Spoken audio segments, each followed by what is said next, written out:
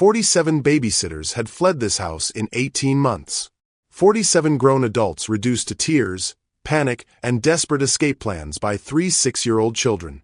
But when Grace Washington walked through those doors on that gray October morning, she did something no one expected. She smiled at the destruction and said, "Finally, kids who know how to have real fun." If you are enjoying this story, don't forget to hit that subscribe button, like the video, and comment where you are watching from. Your support helps us bring more powerful stories. And trust me, you won't want to miss them. Now, let me take you back to where this nightmare really began. The $17,000 Italian leather sofa was now decorated with what appeared to be an entire container of grape juice, strategically applied in swooping arcs that would have impressed Jackson Pollock. Preston Montgomery Blackwell III stood in the doorway of his Beverly Hills mansion this gray October morning, watching the latest casualty of his domestic battlefield gather her belongings with trembling hands. "Mr. Blackwell, I cannot," Mrs. Patterson's voice cracked as she stuffed her cardigan into her purse, ignoring the sticky purple handprint someone had pressed onto her shoulder. "In 40 years of childcare, I have never encountered." A wet sock sailed through the air, landing with a splat against the crystal chandelier. Mrs. Patterson flinched and quickened her pace toward the door. Preston ran his fingers through his dark hair, the silver threads at his temples catching the morning light streaming through the floor-to-ceiling windows. At 38, he looked every inch the successful tech mogul, sharp jawline, piercing blue eyes, shoulders that filled out his custom navy suit. But right now he felt like a man drowning in his own home. "Mrs. Patterson, please. I'll double your salary. No amount of money is worth this." She gestured toward the living room where suspicious giggling echoed from behind the overturned coffee table. "Those children need professional help, not a babysitter." The front door slammed behind her, the sound echoing through the marble entryway like a gunshot. Preston closed his eyes and counted to 10, a habit he'd developed after his wife Catherine's death 18 months ago. It wasn't working anymore. "Daddy!" 6-year-old Harper's voice rang out, sweet as honey and twice as dangerous. Mrs. Patterson forgot her teeth. Preston opened his eyes to find Harper holding up a set of dentures, her blue eyes, so like her mother's, sparkling with mischief. Her blonde curls were sticky with what looked like maple syrup, and her pink dress was inside out and backwards. "Harper Catherine Blackwell, where did you?" Preston stopped himself. He knew exactly where she'd gotten them, and asking would only encourage more elaborate explanations involving dental fairies and tooth missions. "We were just helping her eat better," said Quinn, Harper's identical twin, appearing from behind the marble pillar with dirt under her fingernails and a completely innocent expression. "She kept making those clicky sounds." The third member of their trio, Hunter, crawled out from under the grand piano wearing nothing but Superman underwear and a bath towel cape. At 6 years old, he was the unofficial leader of their resistance movement against all forms of adult authority. "She said we were devils," Hunter announced, striking a superhero pose. "So we showed her our superpowers." Preston sank into the one piece of furniture still standing upright, a wingback chair that had somehow escaped the morning's carnage. His children stood before him like tiny blonde warriors, their faces streaked with various food items and their clothes in various states of disarray, but their eyes bright with a kind of energy that could power small cities. They were beautiful. They were brilliant. They were absolutely, completely out of control. And they were his kids. Preston's voice carried the exhaustion of 47 failed babysitters in 18 months. "Mrs. Patterson was a nice lady. We don't take people's teeth." "She wasn't nice," Quinn said matter-of-factly, climbing onto the arm of his chair. "Nice people don't call us names." Harper nodded solemnly. "And she wouldn't let us make breakfast art." "That's called making a mess, sweetheart." "Art is messy, Daddy. Mommy said so." The mention of Catherine hit Preston like it always did, swift and sharp, stealing his breath for just a moment. The triplets had been 4 when she died, old enough to remember her, young enough to expect her return. Their behavior had grown progressively worse as that expectation faded into anger, then hurt, then this creative rebellion against anyone who tried to take her place. His phone buzzed with a text from his assistant. "Emergency board meeting moved to 2 p.m. Cannot reschedule." Preston stared at the message, then at his children, then at the grape juice still dripping from his chandelier. He had 3 hours to find someone, anyone, willing to watch 3 small tornadoes who had collectively destroyed more furniture than a natural disaster. "Daddy!" Hunter's voice was smaller now, the superhero bravado fading. "Are you mad at us?"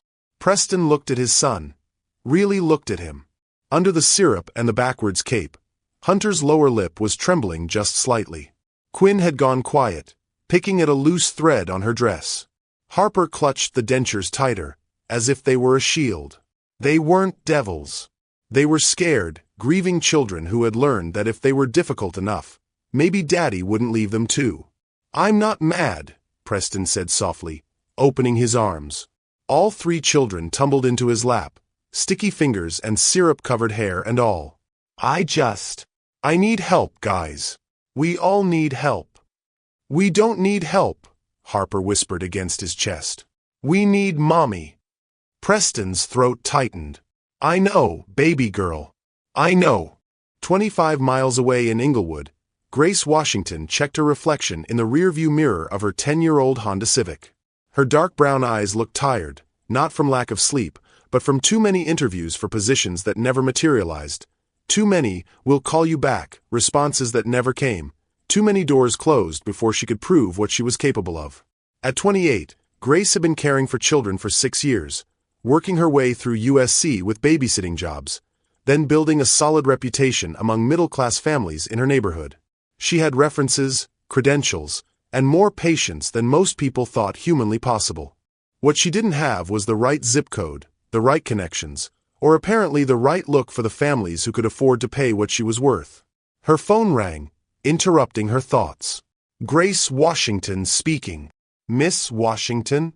This is Bradley Chen from Elite Childcare Services. Are you still available for immediate placement?" Grace's heart jumped. Elite Childcare was the agency that handled the wealthy families, the ones who paid enough for her to finally move out of her studio apartment and maybe, eventually, finish her master's degree in child psychology. "Yes, absolutely. What's the situation?" "Emergency placement. Single father, 3 6-year-old triplets. Previous babysitter just left. The position starts immediately if you're interested." "What happened to the previous babysitter?" There was a long pause. "Miss Washington, I'll be completely honest with you. This family has been through 47 babysitters in 18 months. The children are challenging." Grace smiled for the first time in weeks. "Mr. Chen, I've worked with children who've been through trauma, children with behavioral issues, children who've been failed by every adult in their lives. Challenging doesn't scare me. The salary is substantial, but the family requests a 48-hour trial period." "I'll take it." Another pause. "Miss Washington, you should know. None of the previous candidates lasted more than 2 days. Are you certain you want to? Text me the address. I'll be there in an hour." Grace hung up and started her car, her hands steady on the wheel for the first time in months. She didn't know what she was walking into, but she knew one thing with absolute certainty. She had nothing left to lose and everything to prove.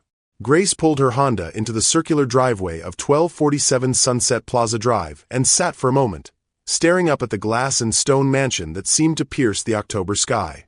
The house was beautiful in that cold architectural magazine way, all clean lines and expensive materials that whispered rather than shouted their worth. But something felt wrong. The front lawn was pristine except for what appeared to be a trail of cereal leading from the front door to a decorative fountain. A red tricycle sat abandoned halfway up the marble steps, and one of the tall windows on the second floor had what looked like finger paintings pressed against the glass from the inside. Grace grabbed her worn leather messenger bag and walked toward the front door, stepping carefully around scattered Cheerios. Before she could ring the doorbell, the door swung open to reveal a man who looked like he'd been through a natural disaster. Preston Blackwell stood in the doorway, his navy suit wrinkled, his dark hair disheveled, and his blue eyes holding the kind of exhaustion that went bone deep. He was handsome in that sharp corporate way that usually intimidated Grace, but right now he just looked like a dad who was barely hanging on. "Miss Washington?" His voice carried a mixture of hope and resignation. "I'm Preston Blackwell." "Grace," she said, extending her hand. His handshake was firm but distracted, like he was listening for sounds of destruction from somewhere in the house. "Thank you for seeing me on such short notice. Thank you for coming. I should warn you, my children are—" Preston paused, searching for words that wouldn't send her running before she'd even stepped inside. "They're going through a difficult phase." A crash echoed from somewhere inside the house, followed by the sound of running water and high-pitched giggling. "How long has this phase been going on?" Grace asked, following him into the marble foyer. 18 months. Preston's shoulders sagged slightly. "Since their mother died." Grace's expression softened immediately. "I'm sorry for your loss." Something shifted in Preston's face. Surprise, maybe, that she'd offered condolences instead of making excuses to leave. "Thank you. I should probably tell you what you're walking into. The children have very strong personalities, and they've been resistant to childcare providers." "Resistant how?" Before Preston could answer, a small blonde girl appeared at the top of the curved staircase, wearing a tutu, rain boots, and what appeared to be a tiara made of aluminum foil. She studied Grace with bright blue eyes that missed nothing. "Are you the new babysitter?"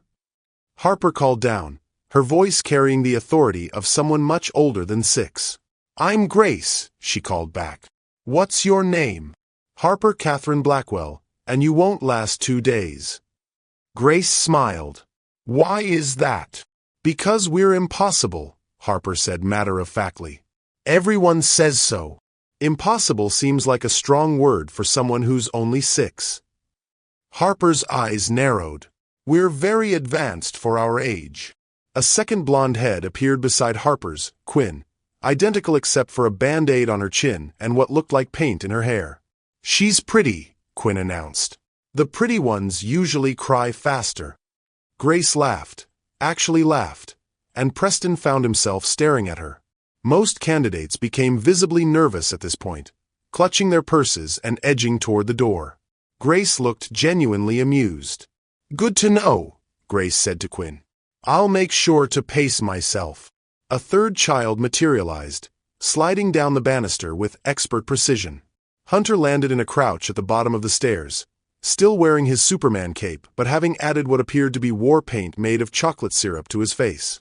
"I'm Hunter," he announced. "I can fly, and I don't believe in bedtimes." "Flying is impressive," Grace said seriously. "What else can you do?"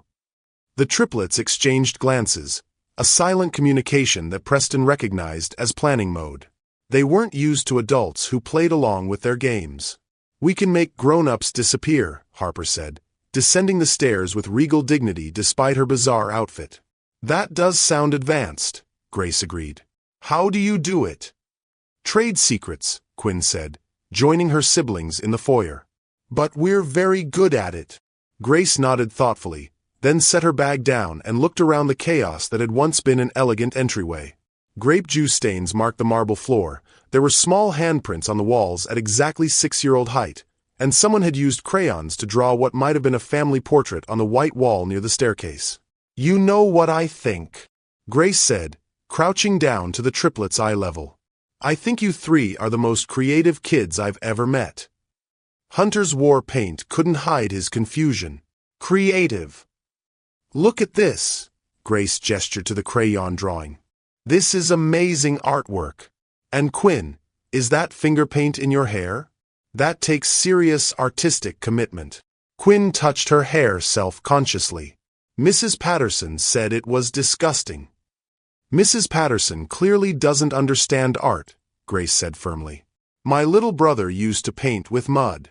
His teachers thought he was being destructive, but he was actually really talented. He just needed someone to give him proper supplies." The triplets stared at her like she was speaking a foreign language. Adults didn't usually praise their chaos. "Your brother painted with mud?"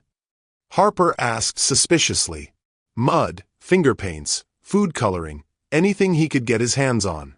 Drove my mama crazy until she realized he was actually good at it." Grace smiled at the memory.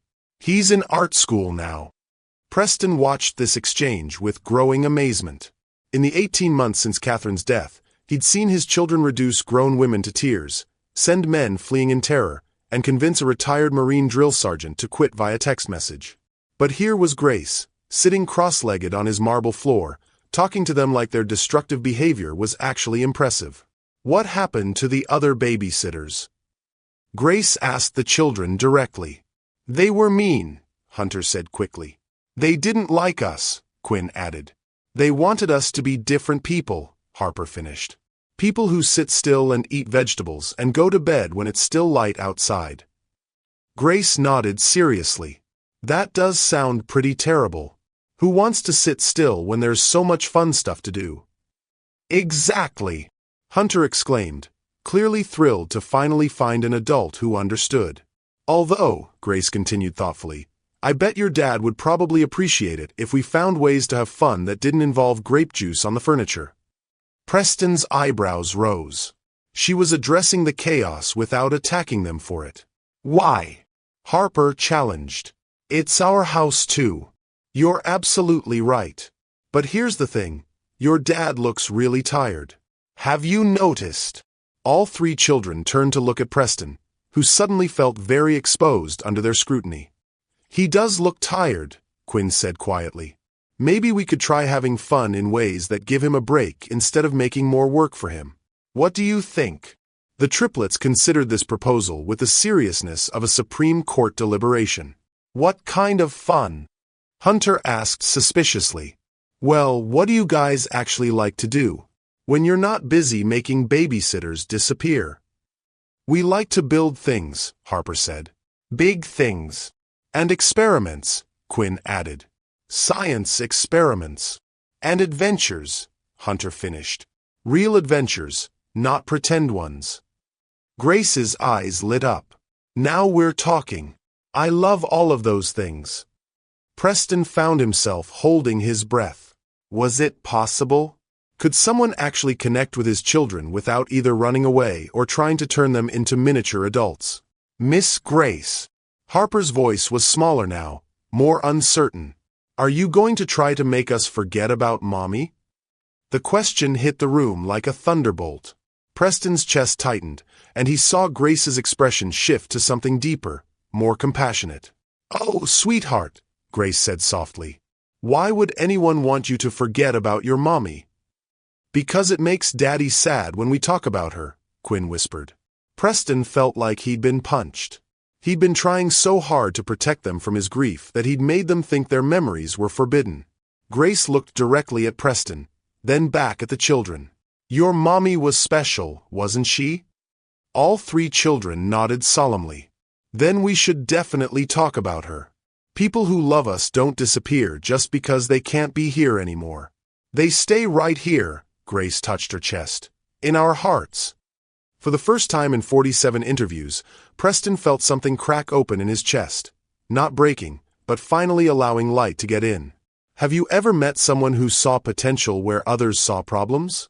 Sometimes the right person can walk into chaos and see possibility instead of disaster. What do you think makes the difference? Share your thoughts below and hit that subscribe button for more stories about unexpected connections that change everything. The next morning arrived with all the subtlety of a tornado warning. Grace had spent the night in the guest room, a pristine space with cream-colored walls and furniture that looked like it had never been touched by human hands, let alone sticky 6-year-old fingers. She woke at 6 a.m. to the sound of what could only be described as a small army marching through the hallways, complete with what sounded like pots and pans being used as percussion instruments. Grace pulled on her jeans and a bright yellow sweater. She'd learned long ago that children responded better to cheerful colors, and made her way downstairs to find Preston standing in his kitchen, staring at his coffee maker like it held the secrets to the universe. He looked up when she entered, and Grace noticed the dark circles under his eyes had deepened overnight. His white dress shirt was already wrinkled, and his tie hung loose around his neck. Good morning, she said softly. Rough night. Preston gestured helplessly toward the ceiling, where the marching sounds had evolved into what might have been tap dancing. They've been up since 5. I think they're planning something. Kids always plan something. The trick is figuring out if it's the fun kind of planning or the kind that requires emergency cleanup. Before Preston could respond, The kitchen door burst open, and the triplets marched in wearing what appeared to be military uniforms cobbled together from various household items. Harper had fashioned epaulets from kitchen towels, Quinn wore a colander as a helmet, and Hunter carried a wooden spoon like a sword. "Good morning, soldiers," Grace said with complete seriousness, offering them a small salute. The triplets stopped mid-march, clearly thrown off by her response. "We're not playing," Hunter announced. "This is war." "War against what?" "You," Harper said matter-of-factly. "We've decided you seem too nice. The nice ones are always the worst." Grace nodded thoughtfully. "That's very strategic thinking. What are your battle plans?" Preston watched this exchange with growing bewilderment. Every other babysitter had either ignored the children's games or tried to shut them down immediately. Grace was engaging with them like a fellow general discussing military tactics. "We can't tell you our plans," Quinn said. "That would be stupid." "You're absolutely right. Good generals never reveal their strategies to the enemy." Grace poured herself a cup of coffee and leaned against the counter. "Although, I should probably warn you, I have some experience with warfare myself." The triplets exchanged glances, their confidence wavering slightly. "What kind of experience?" Hunter asked suspiciously.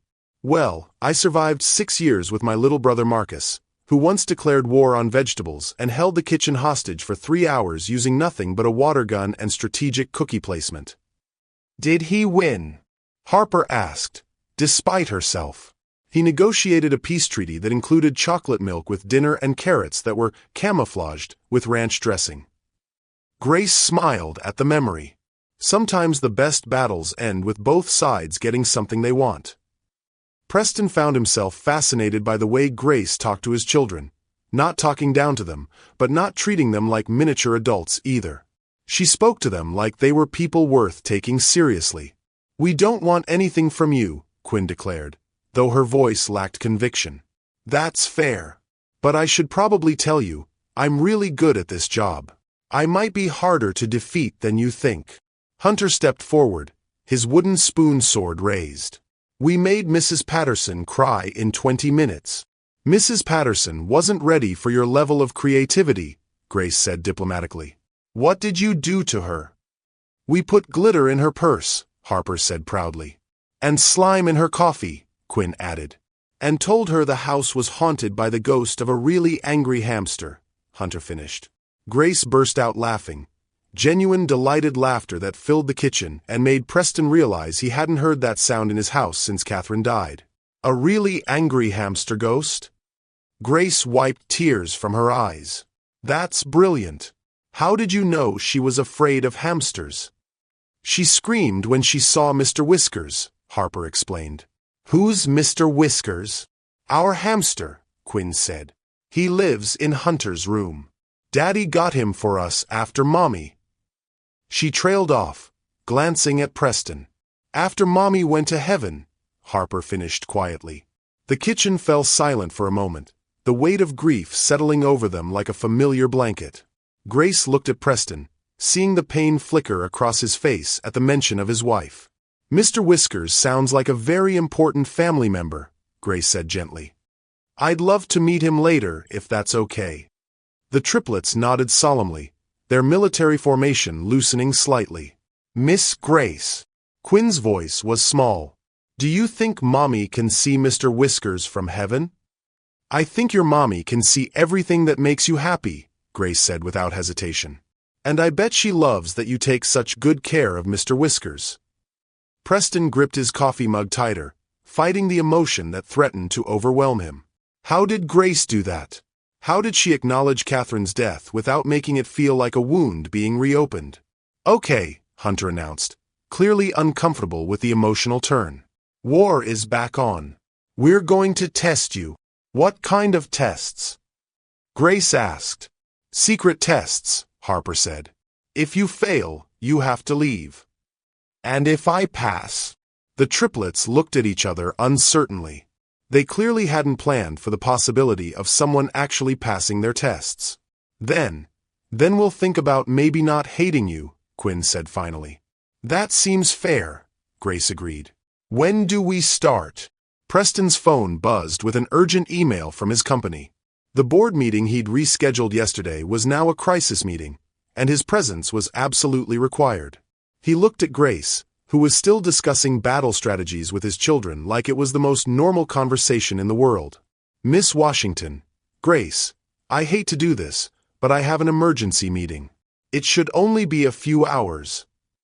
"Go," Grace said simply. "We'll be fine." "Are you sure?" "They can be very intense when they're in testing mode." Grace looked at the three small warriors standing in his kitchen, their makeshift uniforms and serious expressions making them look like the world's most adorable resistance fighters. "Mr. Blackwell, I've got this.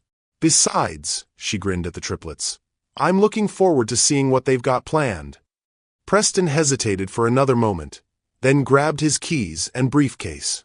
"My number is on the refrigerator. If you need anything at all, call me immediately." "We will," Grace promised. After Preston left, the house seemed to exhale, the tension that always surrounded his interactions with the children dissipating slightly. The triplets watched Grace carefully, like predators studying their prey. "Test number 1, Harper announced. "We're going to make you breakfast."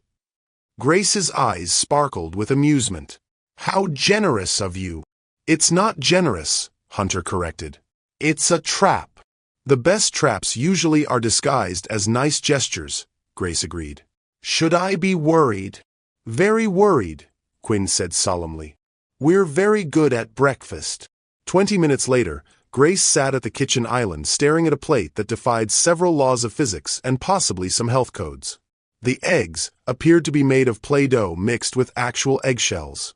The toast was white bread covered in what looked like paint mixed with peanut butter.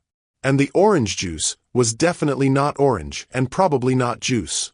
The triplets stood in a line across from her, their arms crossed, watching her with the intensity of scientists observing a critical experiment. "This looks..." Grace paused, searching for the right word. "Ambitious. Are you going to eat it?" Harper challenged. Grace picked up the fork and looked at the creation in front of her. She thought about every babysitter who had fled before her, every adult who had looked at these children and seen problems instead of potential. Then she took a bite. It was absolutely terrible. The Play-Doh crunched between her teeth, the paint peanut butter mixture tasted like chemicals, and she was pretty sure the orange juice was actually food coloring mixed with dish soap. Grace chewed thoughtfully, swallowed, and looked up at three expectant faces. "You know what?" she said finally. "I think you might be the most creative chefs I've ever met. This is definitely art." The triplets stared at her in shock.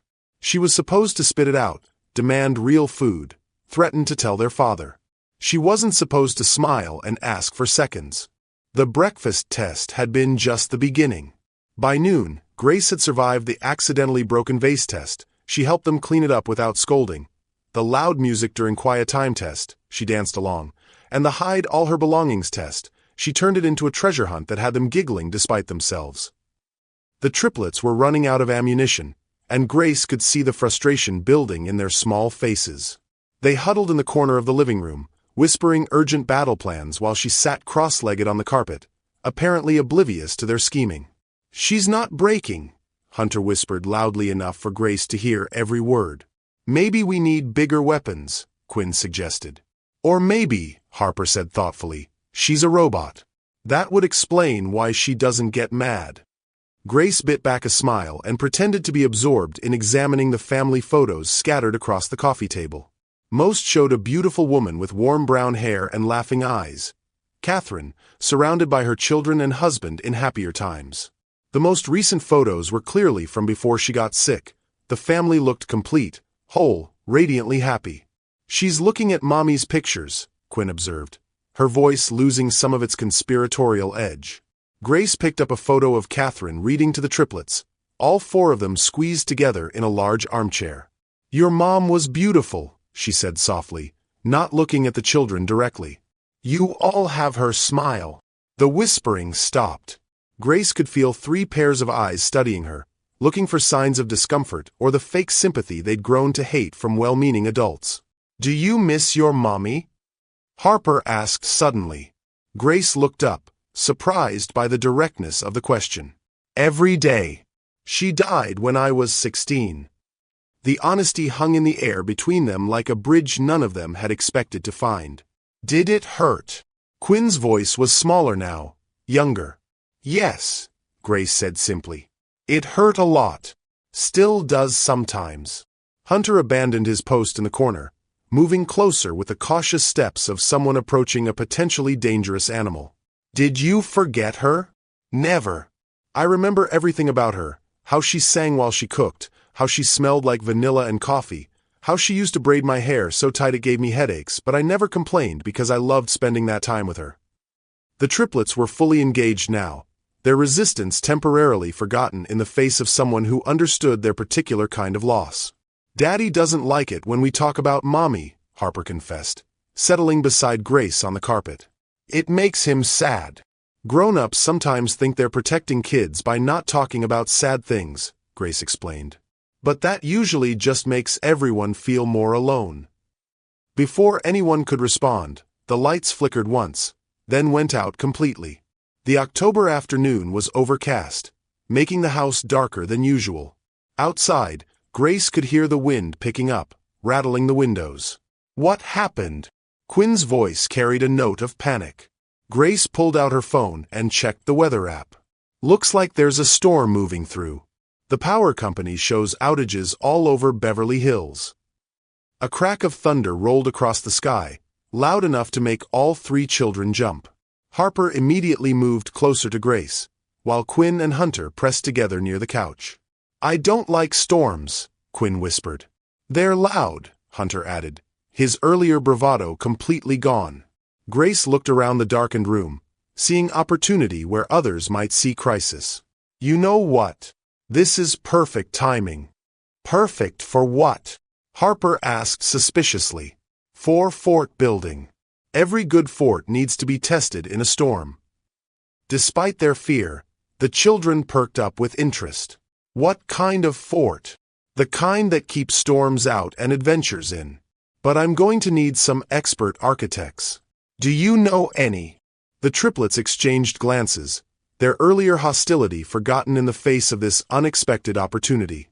We're very good at building things, Hunter said cautiously. Excellent. What materials do we have to work with? For the next hour, the darkened house transformed into a construction zone. They dragged cushions from every room, strung blankets between furniture, and created a sprawling fortress that stretched from the living room into the dining area. Grace's engineering background proved useful as she showed them how to create stable walls and reinforce weak points. This is the command center, Harper announced, designating a space under the dining room table that they'd enclosed with Preston's expensive throw pillows. And this is the supply depot, Quinn added, pointing to a corner they'd stocked with snacks from the pantry. Every good fort needs a supply depot, Grace agreed seriously. What about an escape route? Over here. Hunter called from a tunnel they'd created using chairs and a tablecloth. It goes all the way to the kitchen. As they worked together, something shifted in the dynamics. The children stopped testing Grace and started including her. They showed her their secret handshake, taught her the lyrics to a silly song Catherine used to sing, and gradually revealed the personalities they'd been hiding behind their defensive walls. Harper, Grace discovered, was the strategist, always thinking 3 steps ahead, fiercely protective of her brothers. Quinn was the artist, seeing beauty and possibility in everything around her. Hunter was the heart of the group, quick to comfort when his siblings were scared, brave enough to try anything once. When another crack of thunder shook the house, all 3 children instinctively moved closer to Grace in their Pillow Fort command center. Miss Grace. Quinn's voice was muffled by the blanket over their heads. Are you going to leave when the storm's over? The question caught Grace off guard. Do you want me to leave? No, Harper said quietly. But everyone else does. Eventually. They say they like us, but then we do something wrong and they decide we're too much trouble, Hunter added. Grace felt her heart break a little. These children had learned to expect abandonment, to test new people not because they wanted them to leave, but because they needed to know when the leaving would happen so they could prepare for it. Can I tell you guys a secret? Grace whispered conspiratorially. All three nodded eagerly. I don't think you're too much trouble. I think you're exactly the right amount of everything. Creative, smart, funny, and yes, sometimes challenging. But challenging isn't bad. It just means you need someone who's up for the challenge. Are you up for it? Quinn asked. Before Grace could answer, they heard the front door open and Preston's voice calling out. Hello, Grace. Kids. We're in the fort. Hunter yelled back.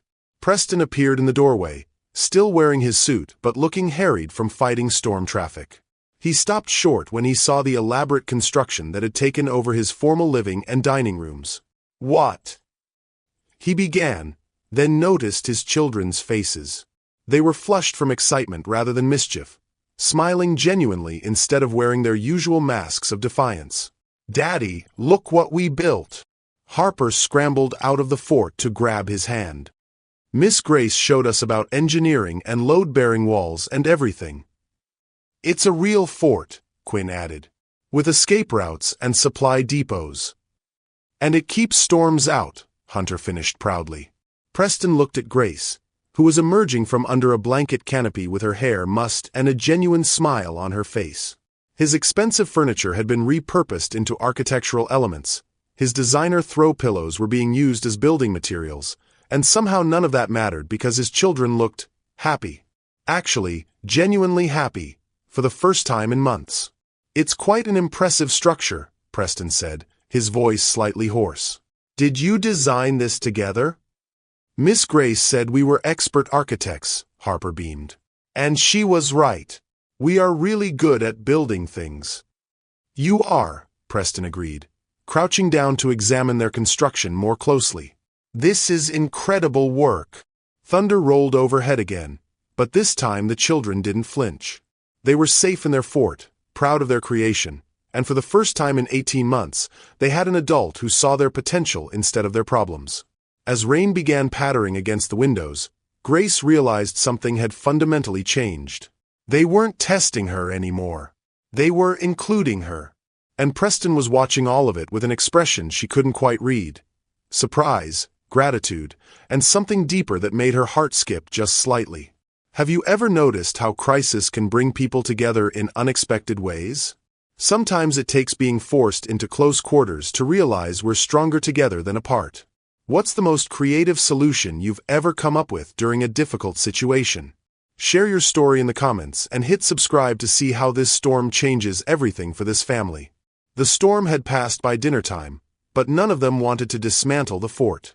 Instead, they ate pizza cross-legged on cushions in their makeshift command center, the children chattering excitedly about architectural improvements they could make tomorrow. Preston found himself studying Grace in the soft glow of the battery-powered lanterns they'd gathered. She listened to his children with genuine attention, asked thoughtful questions about their ideas, and somehow made eating dinner on the floor feel like the most natural thing in the world. Miss Grace, Harper said around a bite of pepperoni pizza, why did you want to take care of kids? It was an innocent question, but Grace's expression shifted almost imperceptibly. Preston caught the brief shadow that crossed her face before she smiled. I've always loved working with children, she said carefully. Kids see the world differently than adults. They're more honest, more creative, more willing to try new things. But why kids who don't have mommies? Quinn pressed with the relentless curiosity of a 6-year-old. Most babysitters want easy kids. Grace set down her pizza slice, choosing her words carefully. Sometimes kids who've been through hard things need someone who understands hard things. Did you go through hard things too? Hunter asked. Preston wanted to intervene, to tell his children they were being too personal, but something in Grace's expression stopped him. She looked like she was deciding whether to trust them with something important. My mama died when I was 16, Grace said quietly. Car accident on a rainy night, just like tonight. After that, it was just me and my little brother Marcus. He was only 8. The children went very still, their pizza forgotten. Preston felt his chest tighten, recognizing the particular grief of sudden loss. What happened to you and Marcus? Harper asked softly. We went to live with our grandmother at first, but she was getting older and... Grace paused, clearly wrestling with memories she rarely shared. Marcus was so angry after Mama died. He stopped talking to most people, stopped doing his schoolwork, started getting in trouble. Everyone said he was a problem child, that he needed professional help, that maybe he'd be better off in foster care. "But you didn't let them take him away," Quinn said with certainty. Grace smiled, surprised by the girl's intuition. "No, I didn't. I fought for custody, got a job, finished high school at night. It wasn't easy, but Marcus wasn't a problem child. He was a hurt child. There's a big difference." Preston found himself leaning forward, drawn into her story despite himself. "How did you help him?" Hunter asked. "The same way I'm trying to help you guys. I listened to him, I didn't try to make him forget our mama, and I let him be sad when he needed to be sad. But I also made sure he knew that being sad didn't mean he had to stay sad forever." "Is that why you're not scared of us?" Harper asked perceptively. "I'm not scared of you because you remind me of Marcus. You're not bad kids. You're smart kids who've been through something terrible and don't know how to make sense of it yet." Preston felt something shift inside his chest. Every other caregiver had focused on controlling his children's behavior, managing their outbursts, containing their grief. Grace was the first person who seemed to understand that their behavior was communication, not defiance. "Miss Grace."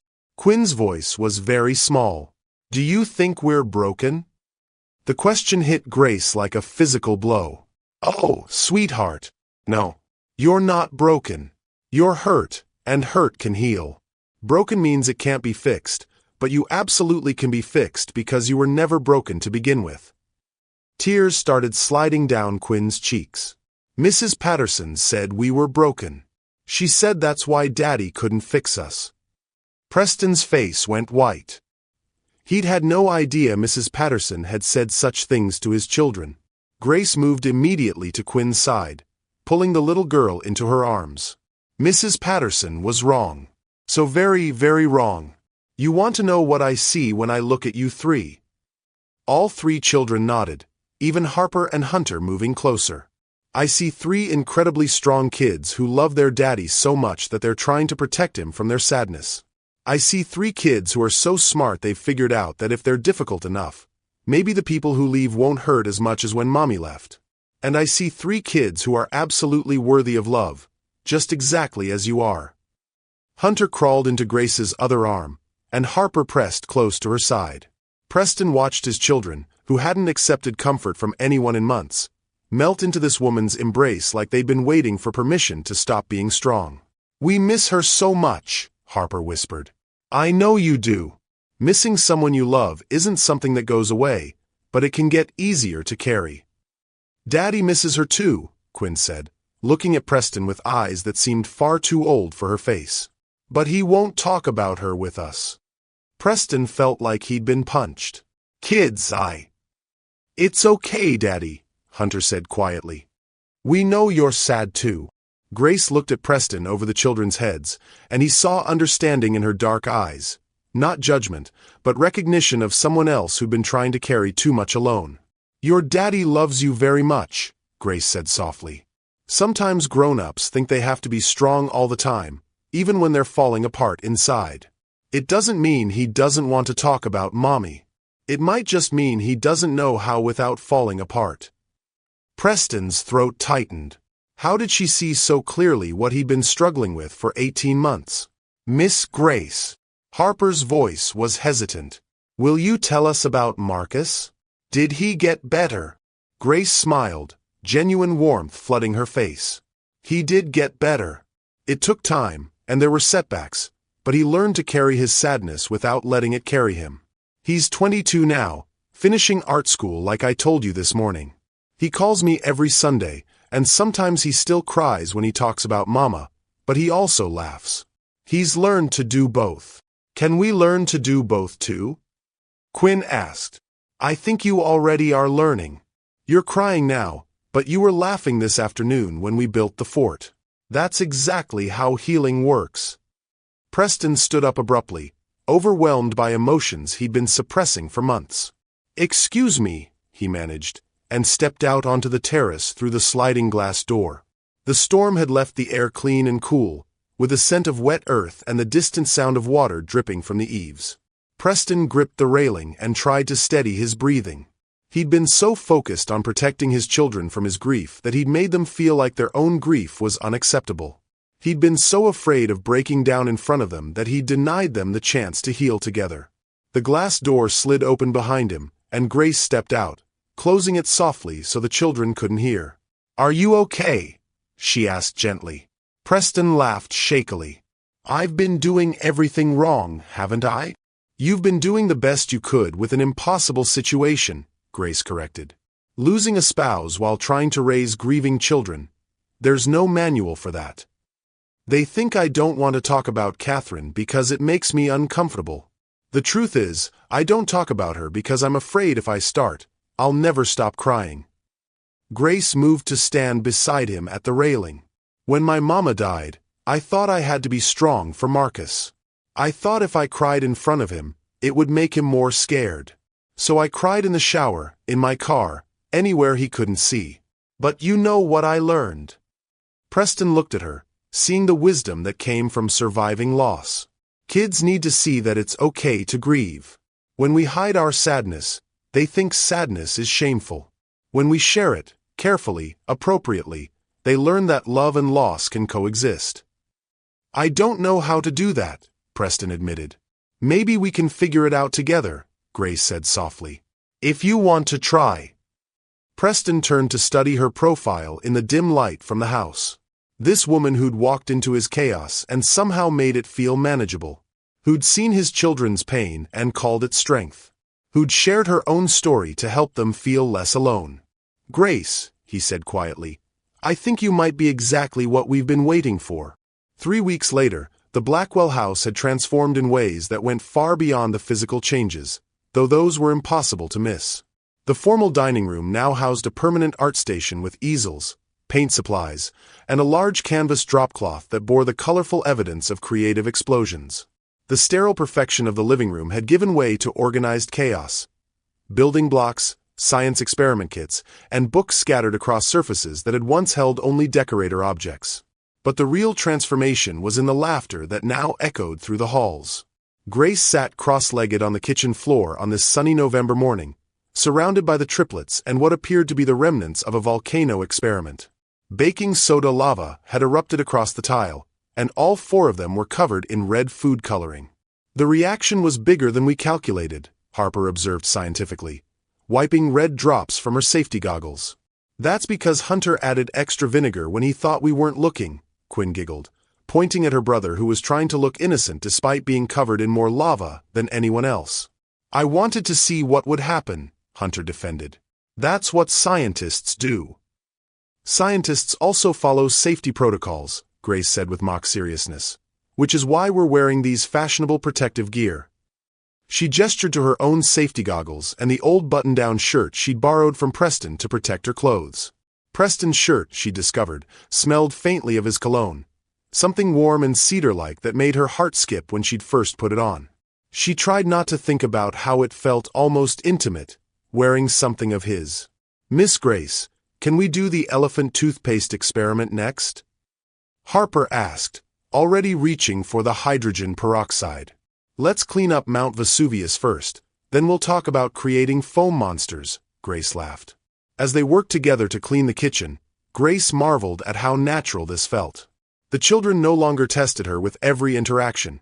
Instead, they included her in their plans, sought her opinion on their projects, and had even started asking her to tuck them in at night. The bedtime routine had become her favorite part of each day. After baths and pajamas, all 3 children would pile into Harper's bed while Grace read to them. Sometimes classic stories, sometimes books about their current scientific obsessions, and occasionally stories about their mother that Preston had finally started sharing. "Miss Grace." Quinn's voice pulled her back to the present. "Are you thinking about something sad?" Grace looked down to find Quinn studying her with those perceptive blue eyes. "Not sad, exactly. Just grateful." "For what?" "For you guys. For this." Grace gestured around the cheerfully messy kitchen. "For feeling like I belong somewhere." The honesty slipped out before Grace could stop it, revealing more vulnerability than she'd intended. But the children didn't seem surprised by her admission. "You do belong here," Hunter said matter-of-factly. "You're part of our family now." The simple declaration hit Grace harder than she'd expected. Family. When had these three small whirlwinds become her family? "Speaking of family," Harper said with the air of someone making an important announcement, "we've decided something." "Oh, what's that?" "We want you to meet Mr. Whiskers properly," Quinn explained. "As a family member, not just a babysitter." Grace understood the significance immediately. Mr. Whiskers, the class hamster turned beloved pet, had been mentioned frequently but never actually introduced. Meeting him was clearly some sort of official induction ceremony. "I would be honored to meet Mr. Whiskers," Grace said solemnly. 20 minutes later, they were all crowded into Hunter's room, where an elaborate hamster habitat occupied an entire corner. Mr. Whiskers was indeed impressive, a golden hamster with bright eyes and cheeks that seemed permanently stuffed with food. "Daddy got him for us right after Mommy died," Hunter explained, carefully lifting the hamster from his cage. "We were really sad, and Daddy thought maybe having something little to take care of would help." "Did it help?" Grace asked gently. "A little," Harper admitted. "It felt good to have someone who needed us." "And Mr. Whiskers is a very good listener," Quinn added. "We tell him everything." Grace watched as the children took turns holding their pet, their faces soft with genuine affection. This small creature had been their bridge back to caring for something, their practice run at loving without fear. "Would you like to hold him?" Hunter offered. Grace accepted the warm, slightly vibrating bundle of fur, surprised by how calming the little animal's presence was. "He's wonderful. I can see why you love him so much." "Miss Grace." Harper's voice was unusually hesitant. "Can we tell you a secret about Mr. Whiskers?" "Of course. Sometimes we pretend he has messages from Mommy," Quinn whispered. "Like when he runs on his wheel at night, we pretend she's telling us she's thinking about us." Grace felt her throat tighten with emotion. That sounds like a beautiful way to feel close to her. "Daddy doesn't know we do that," Hunter added quickly. "He might think it's silly." "It's not silly at all," Grace assured them. "Love finds all kinds of ways to stay connected, even when people can't be with us anymore." They spent the next hour in Hunter's room, playing with Mr. Whiskers and sharing stories about their mother that they'd never told anyone else. Grace learned that Catherine had been the one who encouraged their scientific curiosity, who had turned cooking into chemistry experiments and gardening into biology lessons. She learned that the children's creativity wasn't rebellion, it was inheritance. As afternoon faded toward evening, Grace found herself in the kitchen starting dinner when Preston arrived home from work. He'd been getting home earlier lately, she'd noticed, and the tension that used to radiate from him seemed to have eased considerably. "How was your day?" he asked, loosening his tie as he surveyed the lingering evidence of their volcanic adventure. "Educational," Grace smiled.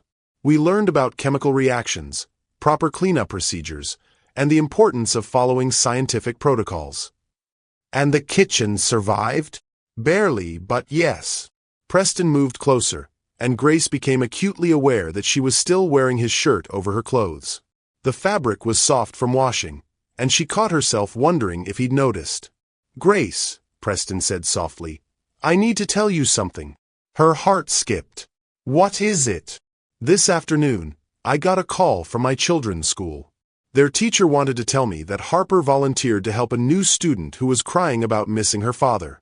Quinn shared her art supplies with a boy who didn't have any, and Hunter stood up to some older kids who were teasing a younger child."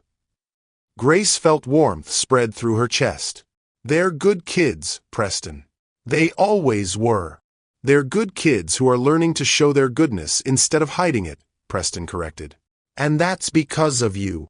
He stepped closer, close enough that Grace could see the gold flecks in his blue eyes, close enough to catch that cedar scent that had been surrounding her all day.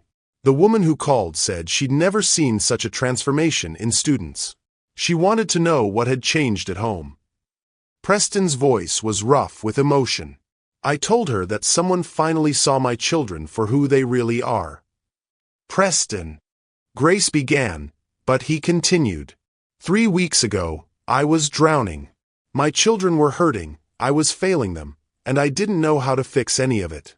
Then you walked into our chaos and somehow made it beautiful. The air between them felt charged, full of possibilities neither of them had dared to name. Grace was acutely aware of how domestic this moment was, her in his kitchen, wearing his shirt, talking about their children like they were, Daddy! Miss Grace! Harper's voice rang out from upstairs. Mr. Whiskers escaped, and we need backup. The moment shattered, but not unpleasantly. Preston and Grace looked at each other and burst into laughter. Duty calls, Preston said, but his eyes held promises of conversations yet to come.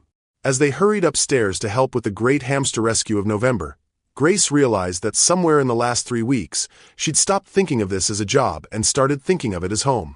The call came on a rainy Tuesday morning in late November, just as Grace was helping the Triplets with their science journals at the kitchen table.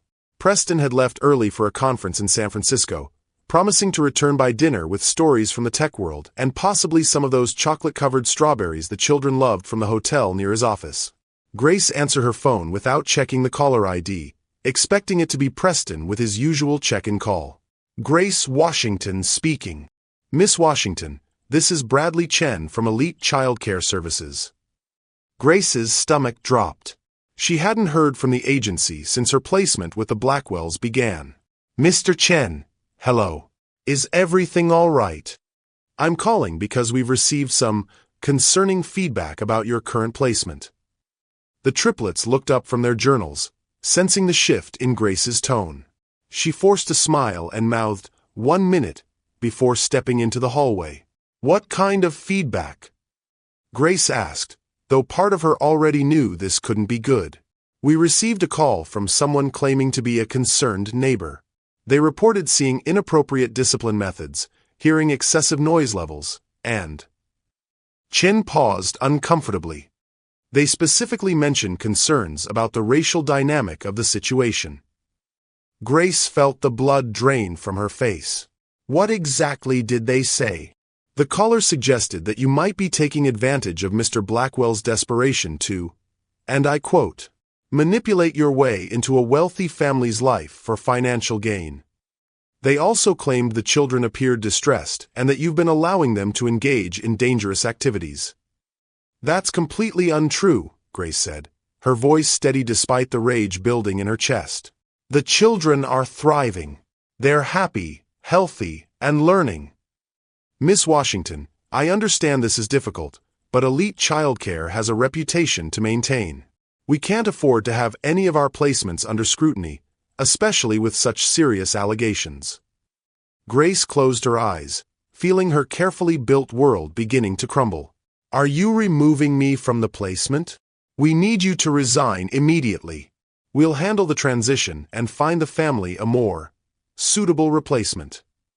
The word suitable hung in the air like poison. Grace knew exactly what that meant. I won't resign, Grace said firmly. Not without speaking to Mr. Blackwell first. This is his decision to make, not yours. Miss Washington, if you don't resign voluntarily, we'll be forced to terminate your employment and note the circumstances in your file. That kind of mark will make it very difficult for you to find placement with any reputable agency. Grace's hands were shaking now. She'd worked so hard to build her reputation, to prove herself worthy of high-end placements. One bad mark in her file could destroy everything she'd worked toward. But then she heard Quinn's laughter from the kitchen, followed by Hunter's excited explanation of something he'd discovered in his science journal. These children had become her family. Preston had become. I need 24 hours to discuss this with the family, Grace said. You have until noon tomorrow. If we don't have your resignation by then, you'll be terminated. The line went dead. Grace stood in the hallway for a long moment, trying to process what had just happened. Someone had been watching them, judging them, and had decided that a black woman caring for white children in a wealthy neighborhood was somehow suspicious or inappropriate. Miss Grace. Harper appeared in the doorway, her brow furrowed with concern. You look sad. Was that bad news? Grace knelt down to Harper's level, fighting to keep her voice steady. "Just some grown-up business, sweetheart. Nothing for you to worry about." But Harper's perceptive eyes saw right through the lie. "Are you going to leave us?" The direct question hit Grace like a physical blow. I don't want to leave you. But you might have to." Grace couldn't lie to her. These children had been lied to enough, had promises broken too many times. "I might have to. But it wouldn't be because I want to." Harper's face crumpled, and she ran back to the kitchen. Grace heard urgent whispering, then Quinn's voice rising in distress. By the time Grace returned to the kitchen, all three children were huddled together, their science journals forgotten. "Is it because we're bad again?" Quinn asked, tears already streaming down her face. "No, baby, no. You're not bad. You're perfect exactly as you are." "Then why?" Hunter demanded, his 6-year-old voice cracking with emotion. "Why do people always leave us?" Grace sat down heavily in one of the kitchen chairs, feeling the weight of their pain and her own helplessness. Sometimes grown-ups make decisions based on things that have nothing to do with how wonderful you are. "What kinds of things?" Harper asked. Grace struggled with how much to tell them. They were too young to understand the complexities of racism and classism, too young to know that some people saw her presence in their lives as threatening rather than healing. "Some people think that families should look a certain way," Grace said carefully. "And when they see families that look different, they get scared or confused." "Because you're black and we're white?" Quinn asked with startling directness. Grace's eyes widened. She hadn't realized the children were so aware of racial differences, though of course they would be. Children noticed everything. "That might be part of it," Grace admitted. "That's stupid," Hunter said fiercely. "Color doesn't matter. You love us and we love you." "You're absolutely right, but not everyone understands that." Harper climbed into Grace's lap, wrapping her small arms around Grace's neck. "We don't care what other people think. You're our family now." Grace held Harper close, breathing in the scent of her strawberry shampoo, memorizing the weight of her small body. "You're my family too." "Then don't leave," Quinn pleaded. "Please don't leave us like everyone else does." The desperation in Quinn's voice broke something inside Grace. These children had been abandoned so many times, by death, by caregivers who couldn't handle them, by a world that saw them as problems to be solved rather than people to be loved. "I'm going to try to stay," Grace promised.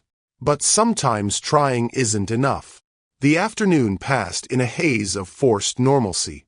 Grace helped with homework, supervised art projects, and prepared dinner, but her heart wasn't in it.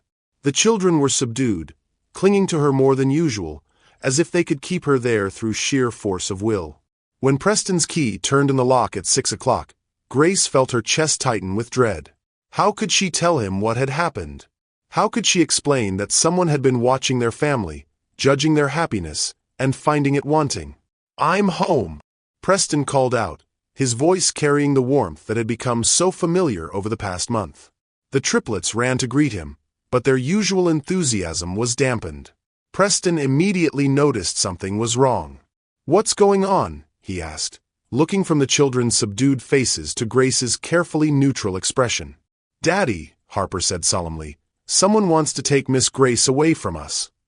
Preston's face went very still. "What do you mean?" Grace took a deep breath. "Preston, we need to talk." They sent the children to the playroom with a movie while Grace explained the phone call, the allegations, the ultimatum. With each word, Preston's expression grew darker. "They think you're taking advantage of our family?" Preston's voice was dangerously quiet. "They think I'm not suitable for this position," Grace said, using the agency's loaded terminology. "Because you're black." It wasn't a question.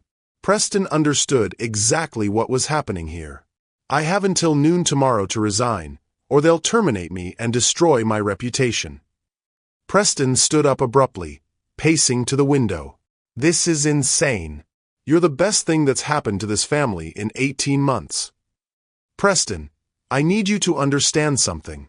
If I fight this and lose, I might never work in childcare again. But if I resign? Grace's voice broke slightly. If I resign, I lose you. All of you. Preston turned from the window, his blue eyes blazing with an emotion Grace had never seen before. You're not losing us. I don't care what some bigoted neighbor thinks, and I sure as hell don't care what elite childcare thinks. You're family now. It's not that simple. It is exactly that simple. Preston moved toward her, his voice firm. I'm calling my lawyer tonight. We're going to fight this. Preston, think about what you're saying. The scandal, the attention it will bring. Let them try to explain why a loving, qualified caregiver was fired for being black. Let them try to defend that in court. Grace stared at him, hardly daring to hope. You'd really fight for me? Grace, Preston said softly, reaching for her hands. I'd fight the world for you. Grace sat alone in her small apartment at 11:47 p.m., staring at the resignation letter she'd typed and deleted 17 times. Her laptop screen glowed in the darkness, the cursor blinking accusingly at the end of an incomplete sentence. I hereby resign from my position with the Blackwell family, effective immediately. She couldn't finish it. Outside her window, Los Angeles sprawled in all directions, millions of lights representing millions of lives, most of them untouched by the impossible choice she faced in 13 hours and 13 minutes. Her phone buzzed with another text from Preston. My lawyer says we have a strong case. Don't give up on us. It was the fifth message he'd sent since she'd left the house that evening, each one more desperate than the last. She hadn't responded to any of them. Grace closed her laptop and walked to the small kitchen, where photos covered her refrigerator like a patchwork quilt of memory. Her mother's smile looked out from a dozen different moments. Grace's high school graduation, family barbecues, quiet Sunday mornings when life felt simple and safe. What would you do, Mama? Grace whispered to the empty apartment. Her mother had been a teacher in inner-city schools for 23 years, fighting every day for children that society had written off. She'd faced discrimination, budget cuts, and administrative battles that would have broken lesser people. But she'd never walked away from a fight when children's futures were at stake. Grace's phone rang, startling her from her memories. The caller ID showed Marcus. Her brother was in his final semester at UCLA's art program, probably pulling another all-nighter in the studio. Hey, Grace.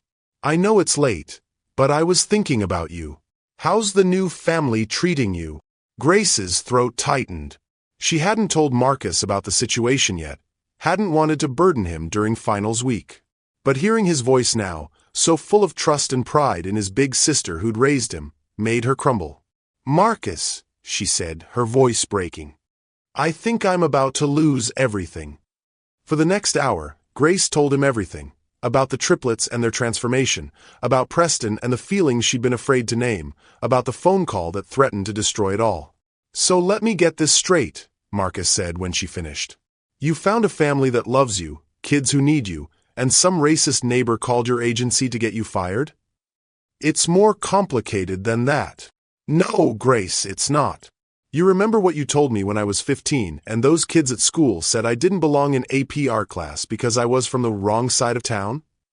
Grace smiled despite her tears. I told you that your worth isn't determined by other people's limitations. Exactly. And what did you make me do? Stay in the class. Fight for your place. I graduated valedictorian of that art program, Grace, because you taught me not to let other people's prejudice make my choices for me. Grace was quiet for a long moment, processing her brother's words. Grace. Marcus's voice was gentler now. Do you love them? The question hung in the air like a challenge. Did she love them?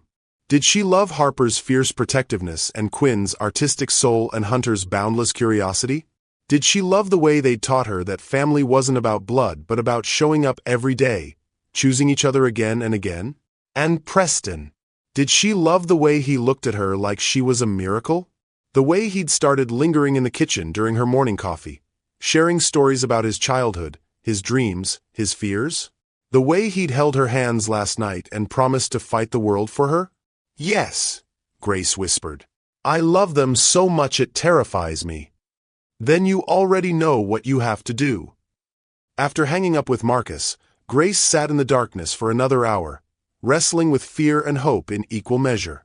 At 1:23 a.m., she opened her laptop again, but this time she didn't type a resignation letter. Instead, she opened a new document and began writing something else entirely. The next morning dawned gray and cold, typical for December in Los Angeles. Grace arrived at the Blackwell house at 7 a.m. to find Preston already awake, sitting at the kitchen island with his laptop and what appeared to be his third cup of coffee. "You look like you didn't sleep," Grace observed, setting down her messenger bag. "Neither did you," Preston replied, studying her face with those perceptive blue eyes. "What did you decide?" Before Grace could answer, the sound of small feet thundering down the stairs announced the arrival of the triplets. They appeared in the kitchen doorway like a determined delegation, still in their pajamas but clearly on a mission. "Miss Grace," Harper announced with the solemnity of a diplomat, "we have something to tell you."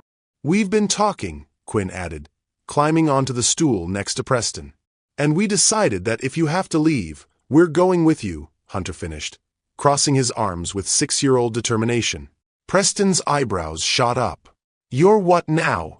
"We're a family," Harper explained matter-of-factly. "Families stick together. If someone is trying to take Miss Grace away from us, then we'll just go be a family somewhere else." "Kids," Grace began, her heart breaking at their fierce loyalty. "It doesn't work that way." "Why not?" Quinn demanded. "You said families choose each other. We choose you." Grace knelt down to their level, looking at each of their determined faces. "You can't leave your daddy. He loves you more than anything in the world." "Then he should come too," Hunter said simply. "We could all go somewhere where people don't care about stupid stuff like skin color." Grace looked up at Preston, who was staring at his children with an expression of wonder and pride. "You know what?" Preston said slowly. "Hunter might be onto something." "Preston," Grace warned. "No, hear me out." Preston stood up, moving to stand beside Grace and the children. "Maybe this is bigger than just fighting one bigoted neighbor or one narrow-minded agency." He pulled out his phone and opened a news app, scrolling to a story he'd bookmarked earlier. There's a family in Portland facing something similar, a black nanny being harassed by neighbors who think she doesn't belong in their wealthy area. And another case in Atlanta, and one in Boston. Grace frowned. "What are you saying?" "I'm saying maybe it's time someone with resources and a platform decided to make some noise about this. Maybe it's time to turn this ugly situation into something that can help other families like ours." Preston's phone buzzed with an incoming call. He glanced at the screen and his expression hardened. "Elite Child Care Services. Perfect timing." He answered the call on speaker. "Preston Blackwell." "Mr. Blackwell, this is Bradley Chen. I trust Miss Washington has informed you of our conversation yesterday." "She has. And I have to say, Mr. Chen, I'm deeply disappointed in your agency's handling of this situation." "Sir, we're simply responding to legitimate concerns raised by an anonymous caller making racially motivated complaints about the best childcare provider my family has ever had." Preston's voice was ice-cold. "Yes, I'm aware." There was a pause on the other end. "Mr. Blackwell, surely you understand our position." "I understand your position perfectly. You're willing to destroy a good woman's career based on anonymous accusations from someone who's never even met my children." Grace stared at Preston in amazement. She'd never heard him speak with such controlled fury. "The thing is, Mr. Chen," Preston continued, "I'm not just any client. I'm the CEO of a tech company that employs 800 people and generates $300 million in annual revenue. I sit on the boards of several charitable organizations, and I have quite a few friends in the media." The line went very quiet. "So here's what's going to happen," Preston said. "Miss Washington is not resigning. She's not being terminated. In fact, I'm removing my family from your agency entirely and recommending that everyone I know do the same. Mr. Blackwell, please reconsider." "Furthermore," Preston continued, "I'll be contacting my lawyer this morning to explore legal action against your agency for discrimination and breach of contract." Grace felt tears pricking her eyes.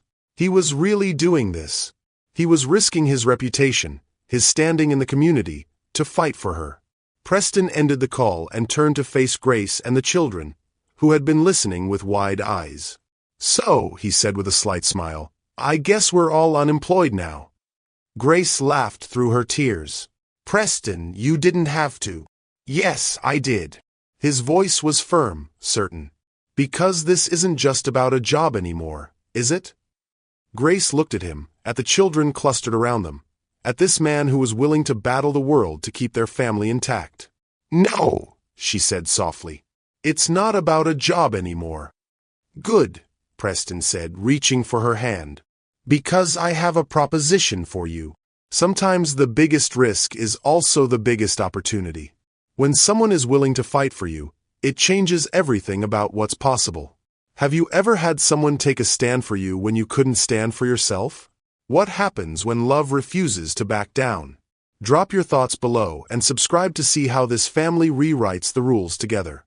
6 months later, Grace stood in the sun-drenched backyard of the Blackwell house, watching Harper explain the finer points of butterfly migration to a group of fascinated 4-year-olds. The April afternoon was perfect, warm but not hot, with a gentle breeze that carried the scent of the jasmine that had just begun to bloom along the garden fence. "Miss Grace," called Emma, one of the children from the neighborhood who had become a regular at their Saturday science clubs. "Harper says butterflies can fly all the way to Mexico. Is that really true?" "It is," Grace confirmed, walking over to the group. "Monarch butterflies travel over 2,000 miles during migration. Pretty amazing, right?" The children erupted in excited chatter about traveling butterflies while Grace smiled, still amazed at how much her life had changed since that terrifying phone call in November. Preston's proposition had turned out to be revolutionary in its simplicity.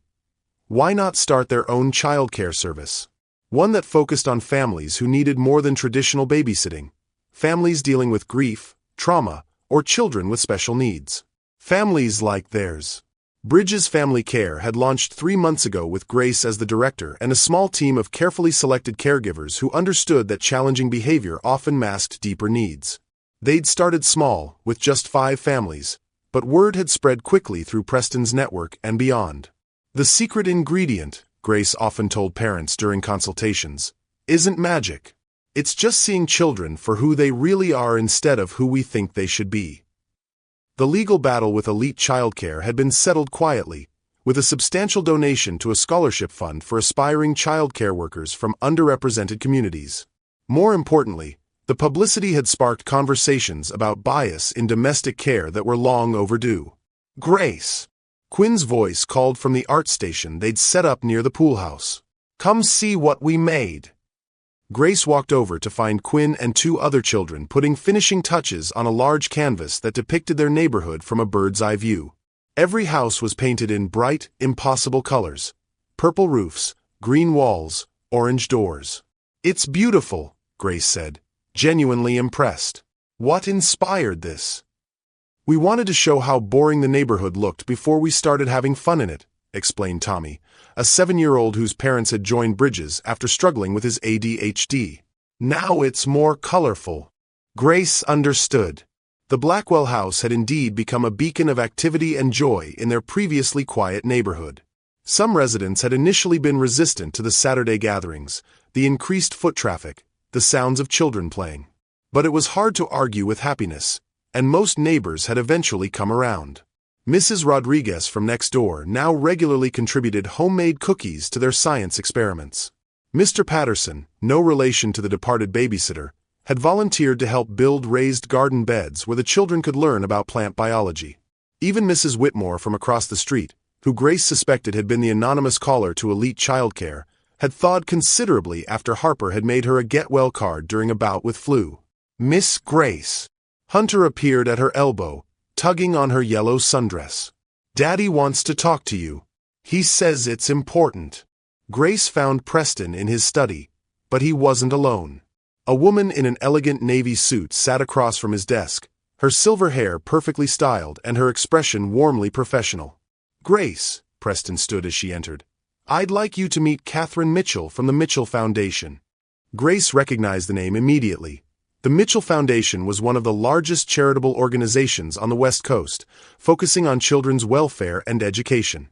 Miss Washington, Catherine Mitchell stood and extended her hand. It's such a pleasure to meet you. I've heard remarkable things about Bridges Family Care. Thank you, Grace replied, settling into the chair Preston indicated. Though I have to say, we're still quite small. Small but mighty, Catherine interrupted with a smile.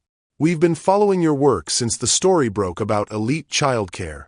The way you've approached trauma-informed childcare, the emphasis on seeing children's potential rather than their problems. It aligns perfectly with our foundation's mission. Preston was watching Grace with barely contained excitement, and she began to suspect this meeting was about more than just praise. Miss Washington, Catherine continued, we'd like to offer Bridges Family Care a partnership. A significant grant that would allow you to expand your services, train more caregivers, and reach families who might not otherwise have access to this level of support. Grace felt her heart stop. How significant! $5 million over 3 years, with a possibility of renewal based on outcomes. The number hung in the air like a miracle. $5 million would mean they could help hundreds of families, train dozens of caregivers, maybe even open satellite locations in other cities. There is one condition, Catherine added with a slight smile. The Foundation Board would like to see evidence of long-term stability in your organization's leadership structure. Grace glanced at Preston, confused by the seemingly random requirement. Which brings me to my other proposition, Preston said, standing up and walking around his desk. Grace watched in bewilderment as Preston dropped to one knee beside her chair, pulling a small velvet box from his jacket pocket. Grace Washington, he said, his voice slightly shaky but his eyes steady on hers. 6 months ago you walked into our chaos and somehow made it beautiful. You saw my children's pain and called it strength. You saw our broken family and helped us put the pieces back together. Grace's hands flew to her mouth as understanding dawned. You've become the heart of our home, the calm in our storm, and the love I never thought I'd be lucky enough to find again. Preston opened the box to reveal a stunning ring, a brilliant diamond surrounded by smaller stones in a setting that was both classic and unique. Will you marry me? The study went completely silent except for the sound of Grace's heart pounding in her ears. Through the window, she could hear the children playing in the backyard, their laughter mixing with the sound of sprinklers and distant traffic. Preston! She began, then stopped, overwhelmed by the magnitude of what he was offering. Not just marriage, but partnership in every sense of the word. A future where their love could change lives, where their family could be the foundation for helping other families heal. Yes, she whispered, then louder. Yes, absolutely yes. Preston slipped the ring onto her finger with trembling hands, then stood and pulled her into his arms.